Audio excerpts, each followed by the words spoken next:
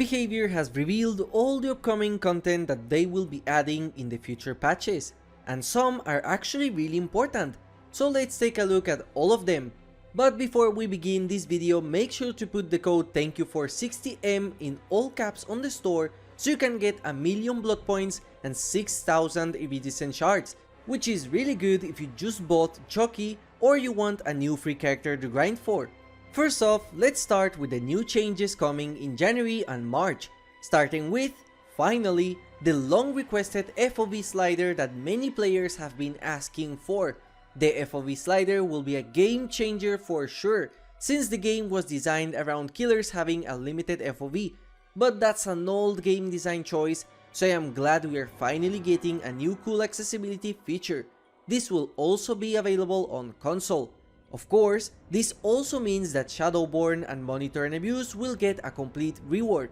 Along with Shadowborn and Monitor, we will also get perk updates to Save the Best for Last, Grim Embrace, and Quick Gambit. I feel like Save the Best for Last is getting a nerf since it's been used a lot.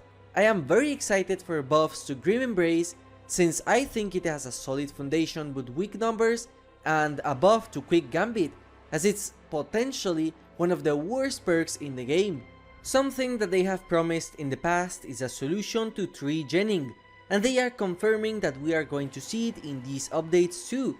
As for what the solution is, we still don't know exactly, but they have said that this mechanic seems to work on a detection system and it won't affect normal gameplay if you are not 3-genning yourself. And finally, for these months, we have 3 killer updates. One for Sadako, which is potentially a balance change to make her stronger against good survivors and weaker against newbies. Another change for Hillbilly, which is hopefully removing the overheat mechanic or making it useful. And finally, Blight add-on changes, which we can assume are nerfs.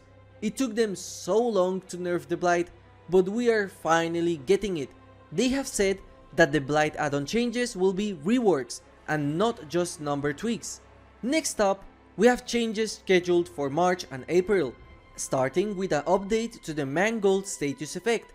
We are possibly getting a rework to make it not as punishing for survivors, since injuring them with mangled is extremely easy and it makes healing a very boring pain, especially when combined with hemorrhage. A good change to this could make the gameplay more dynamic, making killers force survivors to stop healing in order to get hit with hemorrhage as to not make the game so slow and passive. Sloppy Butcher is the only perk getting changes, so it will for sure be linked to whatever the new mangled effect will be. We are getting a lot of killer tweaks in this period, which will be smaller changes to their power, or just buffs and nerfs. We got the Hag, the Pig, the Huntress, the Demogorgon, the Clown, and finally the Doctor. We can deduce if the changes will be buffs and nerfs for most, but I am interested to know what the problem with these killers is, as besides the Pig, I think they are all fine in the meta. And finally, we got the last updates before the next anniversary, where we will get 2 perk updates, one for Ultimate Weapon, which is for sure a nerf, and another change to Decisive Strike, which will potentially be a rework. We will also get Blood Web improvements, and we will finally be able to level up characters even if they are not on Prestige with the automatic BP button.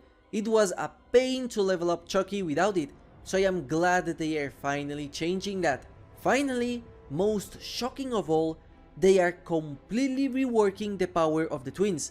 They said that we are getting a rework early next year, but it seems like the power was so complicated to work with that we will basically get a new power from scratch. But I will be honest, I really like the gameplay of the twins. What I hated was the clunkiness and game-breaking bugs these characters had. I love the feeling of running as Victor, getting snipes with him, and the fact that we are playing as 2 characters in the same match. So I hope that the new twins power will be something that won't replace their core concept, and instead it will build on top of it, as I still want to play as Victor no matter what. Who knows? Maybe thanks to this rework, they program Victor to be a part of the twins, just so we can have cosmetics on him, but I am not expecting that much. And these are all confirmed changes. Let me know what you think, and if you're looking into one of them in specific. Thank you for watching and have a nice day.